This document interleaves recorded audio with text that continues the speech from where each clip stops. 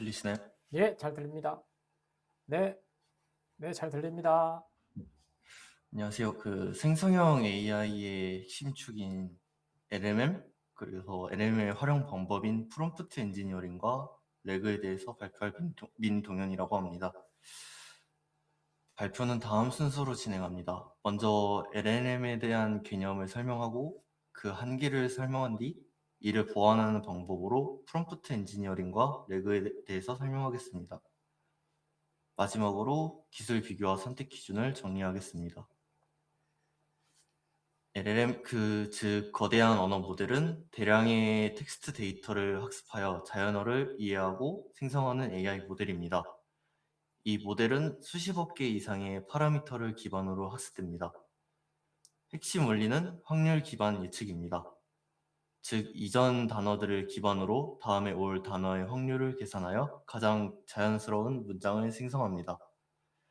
이 과정은 사람이 문장을 이해하는 방식과는 다르지만 결과적으로는 매우 자연스러운 텍스트를 생성할 수 있습니다.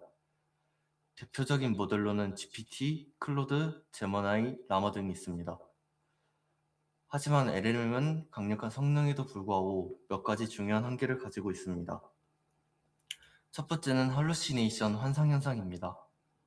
이는 AI가 실제로 존재하지 않는 정보를 마치 사실처럼 생성하는 문제입니다.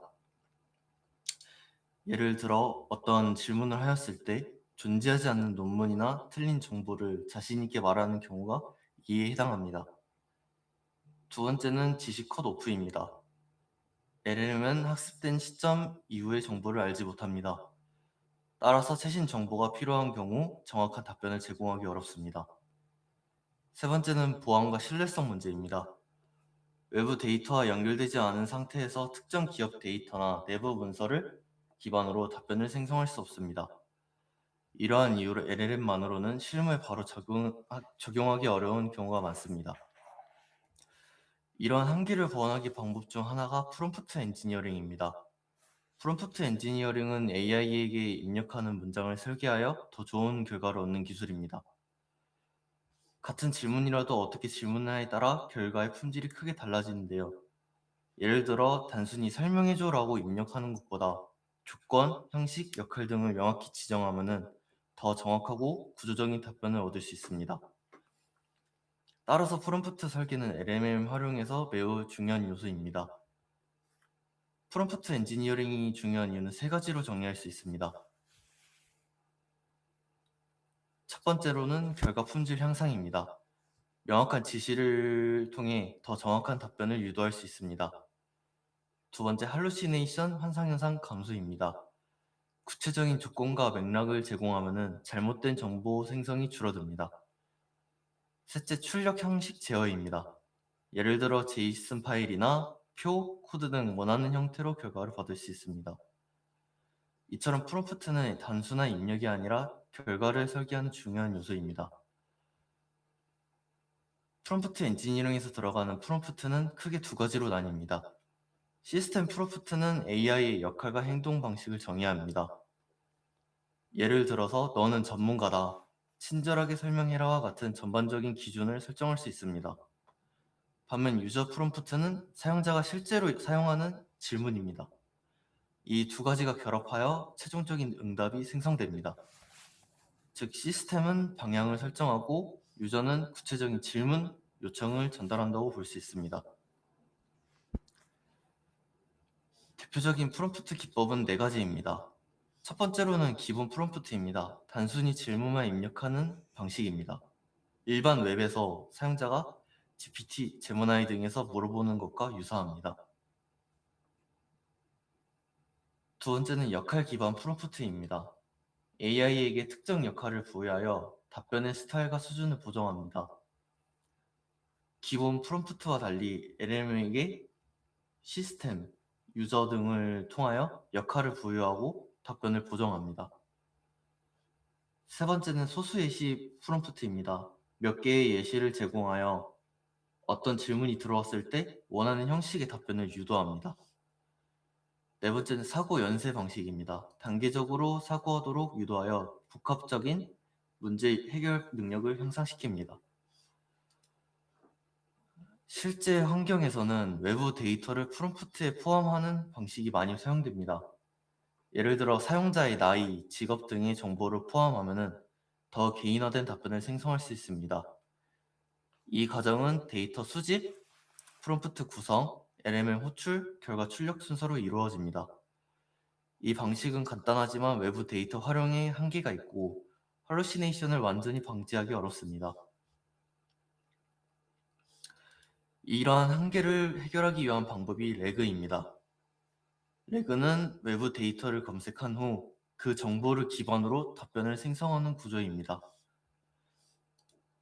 즉, LLM이 단독으로 답변하는 것이 아닌 검색된 정보를 참고하여 답변을 생성합니다. 이를 통해 정확성과 최신성을 동시에 확보할 수 있습니다. 레그는 세 단계로 동작합니다. 첫 번째는 검색입니다. 사용자의 질문과 관련된 문서를 검색을 합니다. 두 번째는 증강입니다. 검색된 문서를 프롬프트에 질문과 함께 합칩니다. 세 번째는 생성입니다. LLM이 이를 기반으로 답변을 생성합니다. 이 과정을 통해 단순 LLM보다 훨씬 정확한 정보를 얻을 수 있습니다. 레그에서 핵심 역할을 하는 것이 벡터DB입니다. 텍스트를 숫자 벡터로 변환한 후 유사한 의미를 가진 데이터를 빠르게 검색합니다. 기존 데이터베이스와 달리 의미 기반 검색이 가능하다는 점이 특징입니다. 대표적으로 pg벡터, 파인콘, 밀버스 등이 있습니다. 벡터 데이터베이스가 실제로 어떻게 데이터를 저장하는지를 간단히 보여주는 예시입니다. 각 데이터 I, U, Man, Hates, Loves는 ID, 카테고리, 텍스트 내용으로 구성되어 있고 가장 중요한 것은 오른쪽에 있는 벡터 값입니다. 이 벡터 값은 텍스트를 숫자 형태로 변환한 것으로 보통 수백 차원의 배열로 표현됩니다. 예를 들어 I와 U 같은 단어는 의미가 유사하기 때문에 벡터 값도 비슷한 형태를 가지게 됩니다. 반면 loves와 hates처럼 의미가 반대인 단어는 벡터 값의 방향이 크게 달라집니다.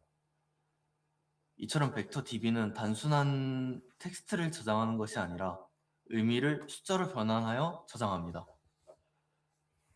이 벡터들을 비교하여 서로 의미가 비슷한 데이터를 빠르게 찾을 수 있습니다. 이 방식 덕분에 문장의 의미를 기반으로 검색이 가능해집니다. 벡터 DB에 저장된 데이터를 사이에서 질문에 꼭 맞는 답변 후보를 찾아내려면 단순한 키워드 매칭이 아니라 코사인 유서도라는 수학적 잣대를 활용해야 합니다. 코사인 유서도에서 가장 중요한 개념은 각도입니다.